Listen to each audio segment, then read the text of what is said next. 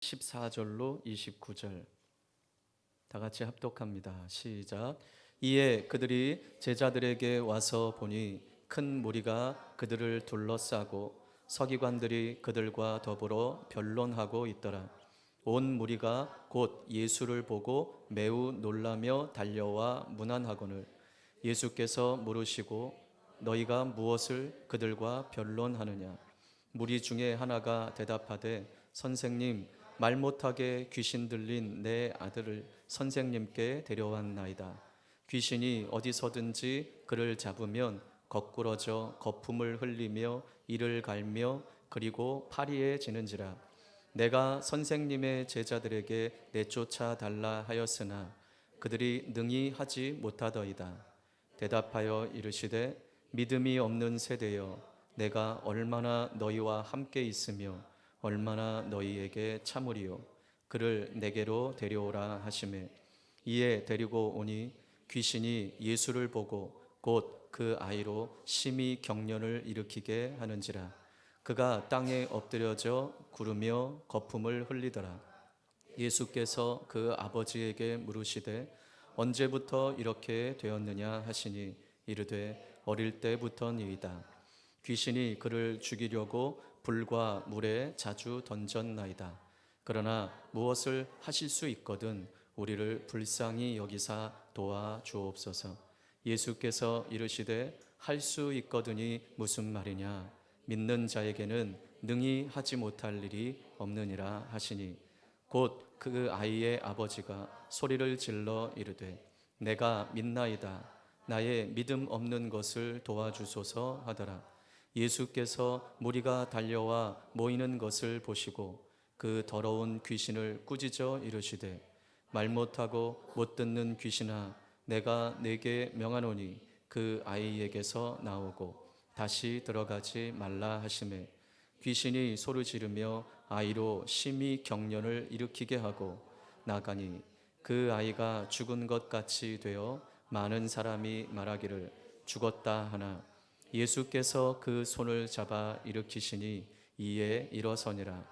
집에 들어가심에 제자들이 조용히 묻자오되 우리는 어찌하여 능히 그 귀신을 쫓아내지 못하였나이까. 이르시되 기도 외에 다른 것으로는 이런 종류가 나갈 수 없느니라 하시니라. 아멘. 우리는 사회생활을 하면서 또 인간관계를 맺으면서 우리는 여러 종류의 사람들을 만나게 됩니다.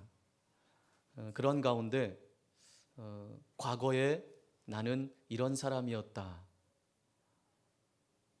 이런 것으로 지금 현재의 자신을 나타내려고 하는 사람들이 있습니다.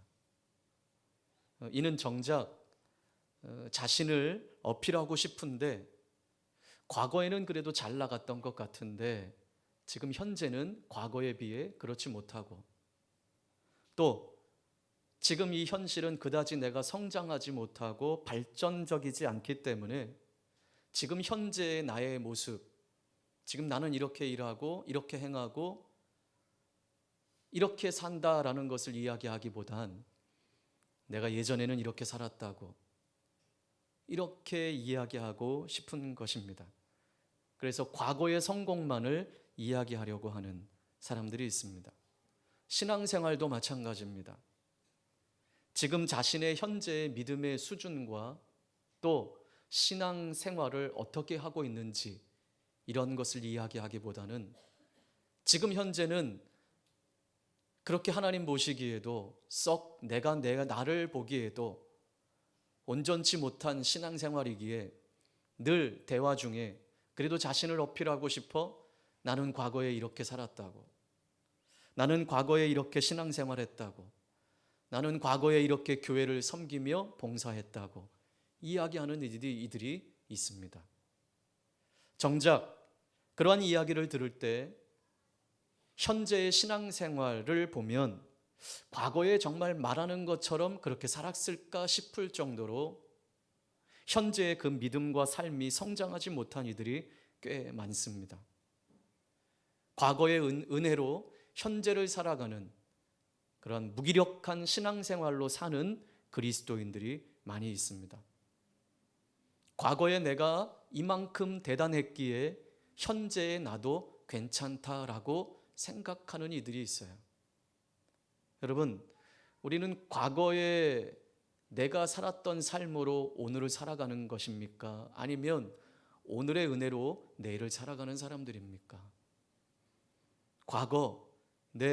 과거는 하나님께서 내게 이러한 은혜를 주셨다고 고백하는 일이 되어야지, 과거의 나의 신앙생활, 과거의 나의 삶이 자랑거리가 될 수는 없습니다. 하나님은 오늘 우리에게 묻습니다. 그래, 과거에는 그렇게 열심히 교회 생활을 했고 열심히 섬겼는데 오늘, 지금 너의 상황은 어떠냐라고 물으시는 거예요. 자, 오늘 제가 왜 서두에 이런 말씀을 드리느냐?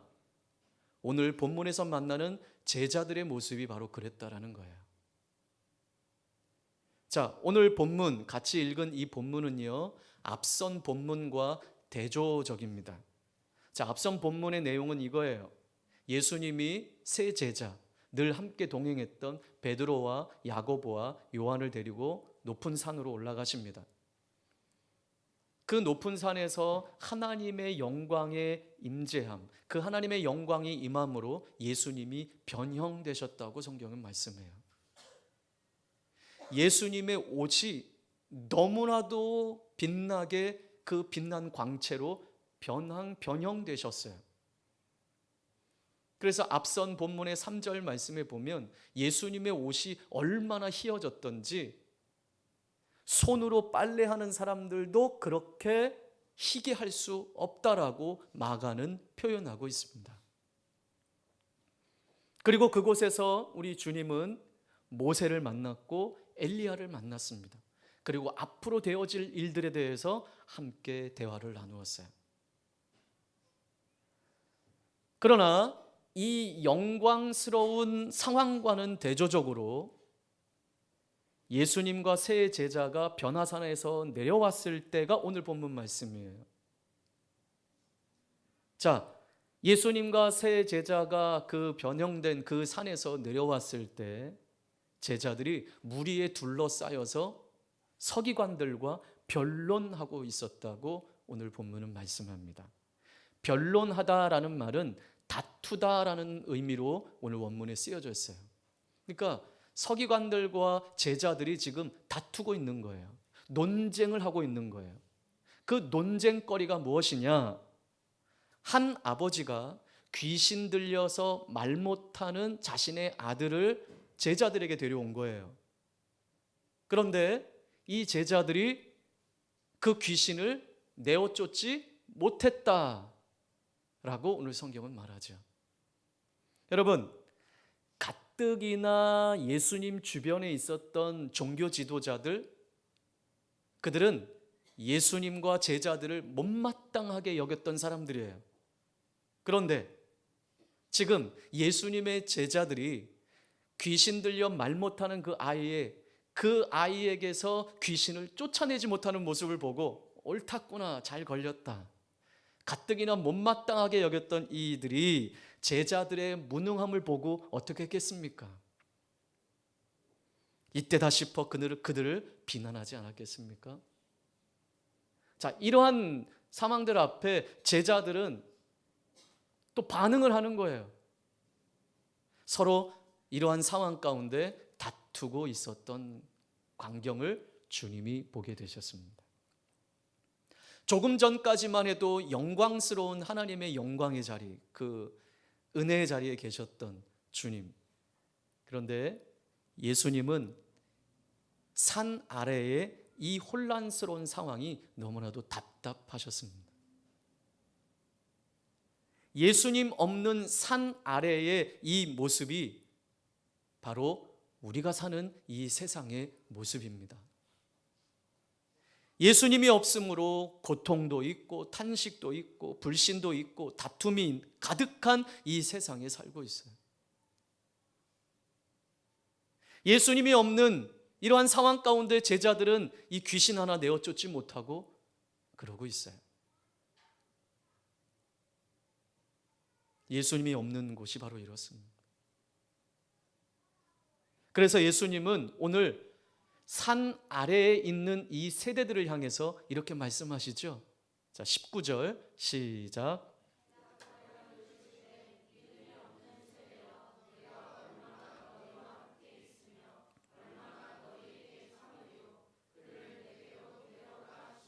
자, 이들을 향해 뭐라고 말씀하세요? 믿음이 없는 세대라고. 믿음이 없는 세대라고 말씀하세요. 예수님은 그동안 제자들과 함께 하셨어요. 오래 참고 기다리셨어요. 그런데 오늘 주님이 이들의 믿음 없음을 책망하고 계십니다.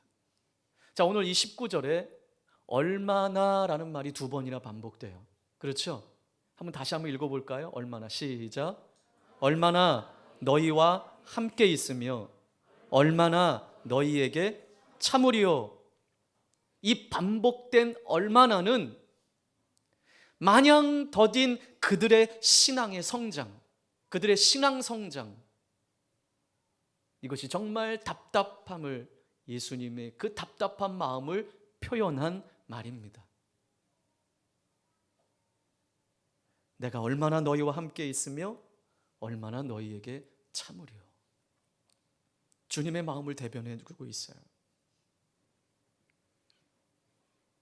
여러분, 혹 우리 주님이 우리를 향해서 야, 내가 얼마나 너희와 함께하며 내가 얼마나 더 참아야 되냐, 여러분, 이런 말씀을 듣지 않기를 바랍니다.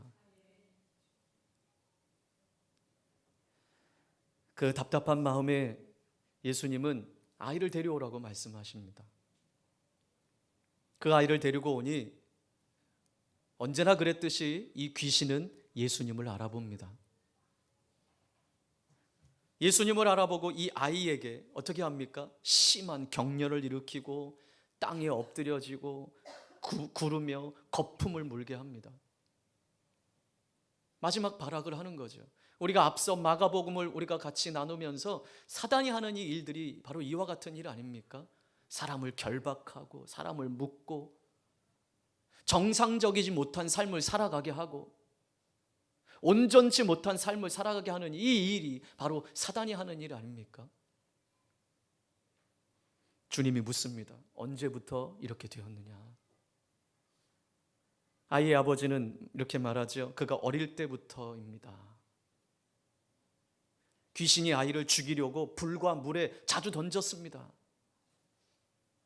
자, 그렇게 말하면서 22절 하반절에 이렇게 말씀하세요. 무엇을, 자, 시작.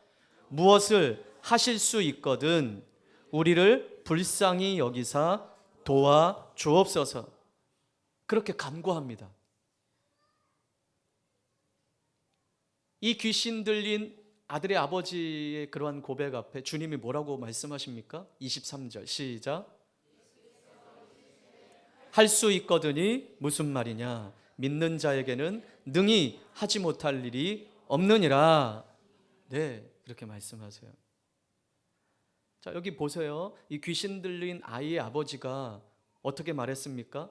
무엇을 하실 수 있거든. 벌써 주님께 나아가는 자체가 올바르지 못해요. 무엇을 하실 수 있거든. 아니죠. 주님은 무엇이든지 하실 수 있는 분이죠. 근데 그가 이렇게 물은 것은, 여러분, 이미 앞서 이 아버지는 예수님의 제자들, 이 산 아래에 있는 남아있는 예수님의 제자들에게 뭘 부탁했어요? 귀신 들린 아들을 좀 고쳐달라고 데리고 온 거 아니겠어요? 근데 제자들이 어떻게 했어요? 못 고쳤잖아요.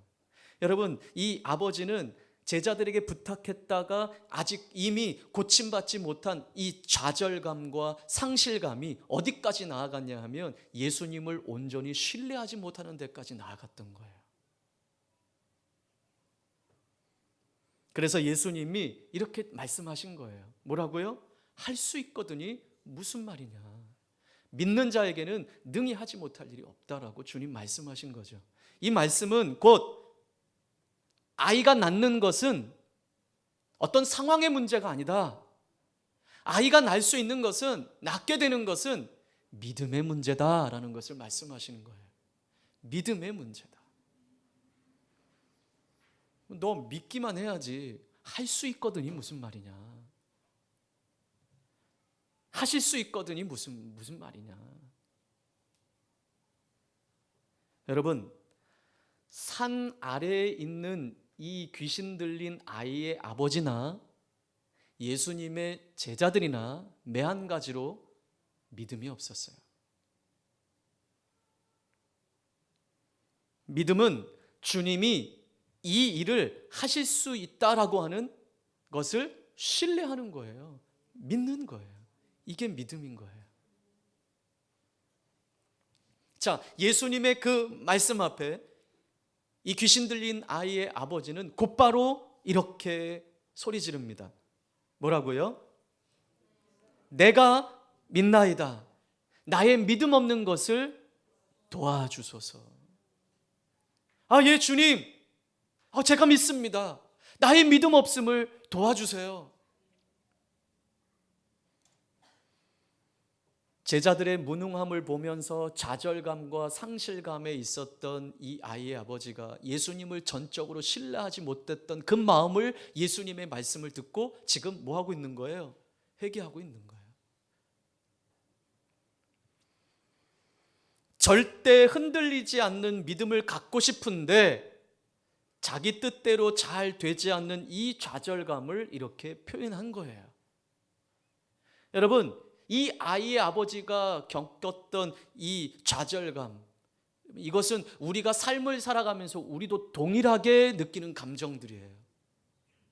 말씀을 들을 때는 결단하고 내가 믿음대로 살아갈 수 있을 거라고 그렇게 하는데 삶의 현장으로 돌아가면 그게 아닌 거예요. 결정적인 순간에는 우리 믿음이 없어진 거예요. 그러면서 내가 또 이 믿음 없음을 또 자책하고 있는 그 모습, 이 믿음을 증명해내지 못하는 우리의 삶, 그때 우리는 오늘 이 아이의 아버지처럼 고백해야 합니다. 예, 주님, 제가 믿습니다. 나의 믿음 없음을 도와주세요. 네, 그렇게 구하면 되는 거예요. 늘 갈등 속에 믿음 없는 상황, 내가 또 넘어졌네. 나는 왜 이 상황 가운데 전적으로 주님을 못 믿지? 또 현실 속에 자꾸 무너지는 내 모습을 보면서 깊은 좌절감과 상실감에 빠져 있지 말고 그때 다시 예, 주님, 나의 믿음 없음을 용서해 주세요. 내가 다시 믿습니다. 나를 좀 도와주세요. 라고 구해야 할 것입니다. 주님은 항상 우리에게 믿음을 요구하십니다. 믿음은 주님의 능력을 경험하는 통로가 될 것입니다. 믿음이 없어 해결받지 못하는 문제가 없습니까? 우리의 삶을 돌아보시길 바랍니다. 결국은 상황이 문제가 아니에요. 우리의 상황, 우리의 형편, 내 감정의 문제가 아니에요. 결국은 믿음의 문제예요. 믿음의 문제. 여러분, 믿음이 없어 하나님의 은혜와 축복을 누리지 못하는 것이 우리 삶 속에 있진 않는지 다시 한번 오늘 말씀을 통해 우리 자신을 돌아보기를 주님의 이름으로 축복합니다. 믿는 사람에게 능히 하지 못할 일이 없다라고 하는 이 주님의 말씀을 믿고 주님께 나아갑시다. 그 믿음이 여러분을 살게 할 것입니다. 귀신 들린 아이를 주님께 데려왔을 때 이제 주님이 이 더러운 귀신을 꾸짖으십니다. 아이에게서 나오고 다시는 들어가지 말라라고 명령하십니다. 여러분, 귀신을 쫓아내는 건 명령이에요. 나가줄래? 나가라라는 거예요. 이에 귀신은 아이에게 경련을 일으키고 그 아이에게서 떠나갑니다. 귀신이 떠나간 그 아이의 손을 잡고 주님이 일으키시죠. 여러분, 우리 삶 속에 믿음을 통해서 여러분 이러한 모든 것들이 떠나가는 역사가 있기를 주님의 이름으로 축복합니다. 또 하나 오늘 그 뒷이야기를 좀 하고 싶어요. 이제 귀신 들린 그 아이가 고침을 받고 이제 다들 뿔뿔이 흩어졌겠죠? 그때 제자들이 집으로 돌아가서 예수님께 묻습니다. 이들은 귀신 들린 아이를 고치지 못한 수치감이 있었을 거예요. 우리가 예수님의 제자라고, 예수님이 막 능력을 행하시는 그 제자인데, 그래서 사람들이 그럼 우리 아들도 좀 고쳐주세요, 귀신 들린 아이를 데리고 왔을 때 고치질 못한 거예요. 나가라 하는데 안 나가는 거예요. 여러분, 얼마나 창피했을까요? 저 같으면 창피했을 거예요. 그 수치심, 그 모멸감, 쥐구멍이라도 있으면 숨고 싶은 마음. 오늘 제자들의 마음이 그러지 않았을까요? 오늘 그러한 마음을 가지고 집으로 들어가서 조용히 예수님께 묻는 거예요. 실패감과 수치심 속에 사람들이 지금 없는 상황 가운데 조용히 주님께 지금 묻습니다. 자, 28절 시작.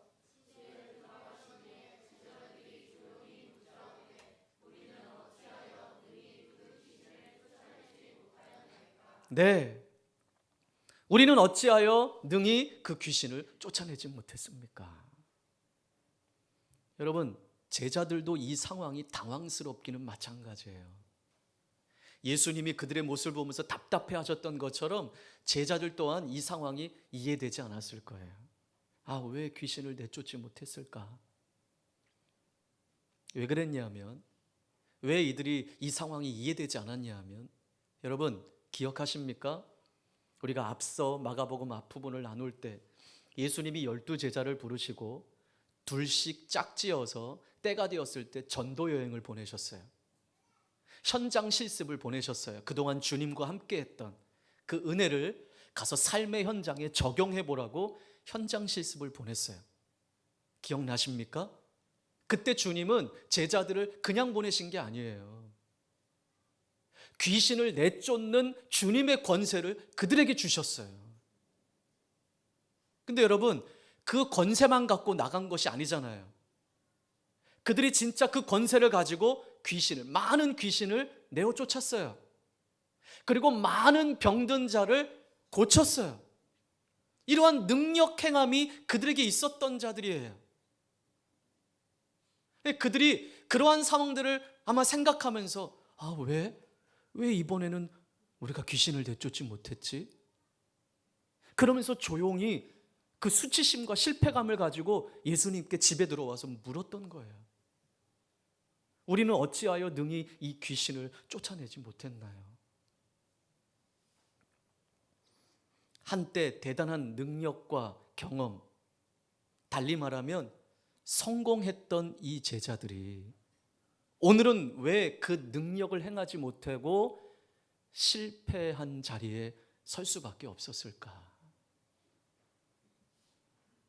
이들은 의아해했습니다. 왜 이번에는 귀신을 쫓아내지 못했을까? 그래서 조용히 예수님께 물었던 거예요. 자, 이에 예수님이 말씀하십니다. 우린 너무나 잘 알고 있는 말씀이에요. 자, 29절 시작.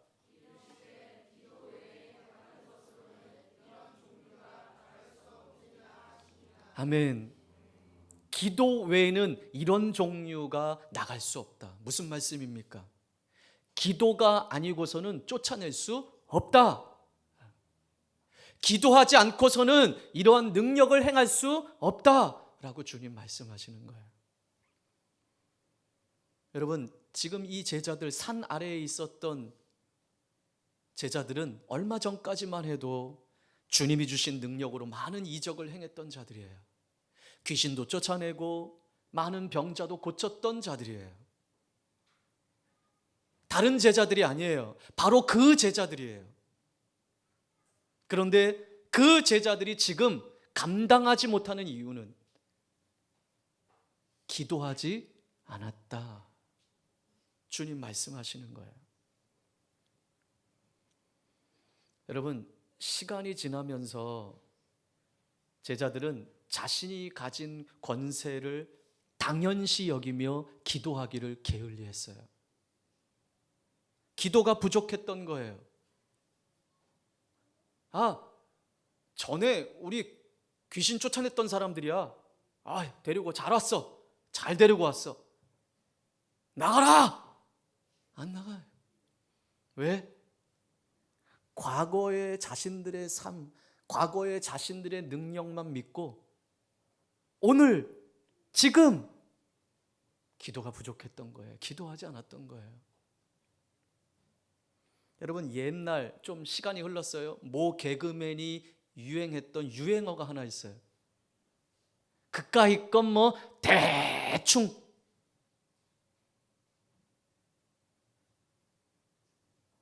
제자들의 삶이 그랬어요. 전에도 했는데 오늘 못하겠어? 그까이 건 뭐 대충. 전에 하던 대로 하면 되지. 그러면서 기도하지 않고 자신의 경험, 자신의 경력만 의지했던 제자들은 능력을 행할 수 없었습니다. 귀신을 내쫓지 못하고 수치와 실패를 경험하게 되었습니다. 마치 지난날의 전도 여행에서의 승리가 자신들의 능력과 힘으로 말미암은 줄 착각한 채, 기도 없이 교만한 채 하나님의 일을 하려다가 이들은 실패를 맛보게 되었습니다.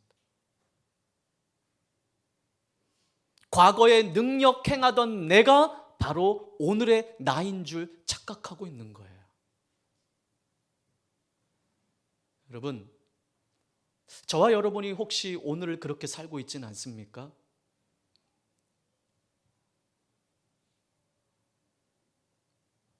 목사가 목회 일을 하면서 목회 일정을 잡으면서 기도하지 아니하고 이맘때는 이렇게 하는 거고 그래 이맘때는 이 일을 하고 이맘때는 이런 행사하고 또 각 기관들도 마찬가지고 각 개인들도 마찬가지고 언제나 그렇게 해왔듯이 과거에 나만 믿고 과거에 그 성공했던 것만 믿고 오늘도 그렇게 하면 성공하겠지. 교회에서 봉사하는 이들이, 아동부 교사들이 예전에 작년에도 그렇게 했으니까 오늘도 그렇게 하면 되겠지. 그래 아침에 나와서 예배하고 분만 공부하고 간식 나눠주고 기도하고 예배 찬양팀들이 기도 안 하고 악기의 자리에 앉아서 지난주에도 했는데 오늘도 멋지게 악기 다루면 하나님의 은혜가 임하겠지. 주방에서 봉사하고 교회를 봉사하고 교회를 청소하고 하는 일들, 이런 일에 기도까지 해? 지난주 하던 대로 하면 되지. 그렇게 하는 거예요. 네, 할 수 있어요. 얼마든지 할 수 있어요. 그러나 능력 나타남은 없는 거예요. 여러분, 한 가지 질문할까요? 은혜가 없으면 교회 일 할 수 있을까요? 없을까요? 네? 자, 잘 생각해서요. 은혜가 없으면 교회 사역 할 수 있을까요? 없을까요? 할 수 있어요. 얼마든지 할 수 있어요. 은혜가 없이도. 단 궁시렁거리면서 합니다. 투덜거리면서 합니다. 에이씨, 나만 해. 왜 나만 이래? 저것들은 왜 안 도와주는 거지? 그러면서 궁시렁거리면서 일합니다. 이것도 마음에 안 들고 저것도 마음에 안 들고 다 마음에 안 들어요. 다 불평불만이에요. 근데 여러분, 은혜가 없이는 할 수 없는 것이 하나 있어요. 그게 뭘까요? 기도예요. 기도.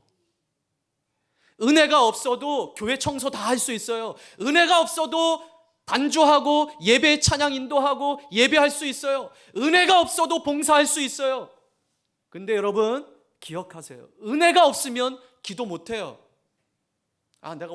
내가 상황이 힘든데, 나 지금 시험 들었는데, 나 지금 기분 너무 나쁜데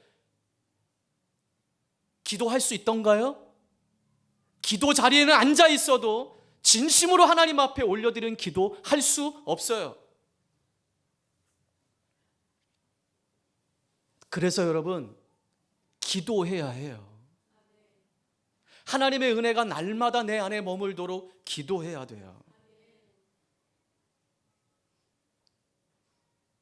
그래서 여러분, 목사를 위해서 우리 성도들은 끊임없이 기도해야 되는 거예요. 하나님, 우리 목사님이 목회 일정을 정하는데 기도하면서 잘 결정할 수 있도록. 여러분이 점점 시간이 흘러가면서 우리 교회의 모든 그 사역들이 형식적이고 매너리즘에 빠지는 모습들을 봅니다. 21일 기도에도 봄, 가을 하는 21일 기도에 이제 점점 하나님을 향한 열정 없이 그저 우리 몸만 나와 앉아 기도하는 그러한 상황들을 여러분, 우리 자신들도 느낄 수 있어요. 이번 이 기도회를 통해서 내가 한번 하나님의 은혜를 좀 누려봐야 되겠다. 기도 응답을 좀 봐야 되겠다. 내 삶에 이것 해결해야 되겠다. 이런 마음들은 사라지고 얼마든지 여러분, 전에 행했던 대로 그까이 건 뭐 대충 20일을 나 채울 수 있어. 그까이 건 뭐 대충 전에 하던 대로 교사하면 되고 직분 감당하면 되고 기관장 뭐 회장 서기 회계 뭐 이거 뭐 기도 없이도 잘할 수 있어. 여러분, 오늘 하루 이 한 해를 마무리하면서 여러분이 맡고 있는 이 사역 어떻게 감당하고 계신지 목사인 저로부터 우리 온 성도들이 살펴야 할 것입니다. 목사인 나는 얼마나 기도하며 이 목회 일정 가운데 하나님의 은혜를 구하고 있는지, 교사들은 얼마나 기도하며 아이들을 위해 헌신하고 있는지, 예배 찬양팀은 얼마나 기도하며 이 예배를 준비하며 악보를 보며 나는 이번 주에 어떻게 반주를 하고 어떻게 예배할 것인지, 교회 재정을 맡고 있는 자들은 이 교회의 재정을 위해서 나는 얼마나 헌신하고 기도하며 재정을 맡고 있는지, 교회를 청소하면서 나는 얼마나 하나님이 주신 기쁨으로 감사함으로 청소를 하고 있는지, 주방에서 봉사할 때 나는 얼마나 우리 성도들을 아름답게 좋은 꼴로 먹이려고 기도하면서 준비하고 있는지. 오늘 또 날도 추워. 이것저것 궁시렁거리며 불평하며 하는 이 일들 다 기도 없이 하는 일이기 때문에 그렇습니다.